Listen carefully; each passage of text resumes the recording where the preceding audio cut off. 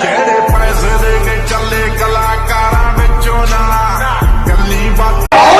ਦੇ ਨਾਲ ਬਣੀ ਬਾਤ ਸ਼ਿਕਾਰੀ ਨੂੰ ਸਾਧ ਕਰੇਗੀ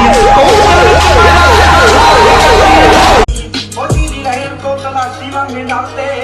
ਉਹ ਅੱਖਾਂ ਨਾਲ ਵੇ ਬਰੋਦੀ ਉਹਦੇ ਨਾਮ ਰਾਵੀ ਕੇ ਕੋਤ ਦੀ ਓ ਬੇਟੇ ਮਾਜ ਕਰਦੀ ਆ ਮਾਜ ਕਰਦੀ ਵਾ ਬੇਟੇ ਵਾਹ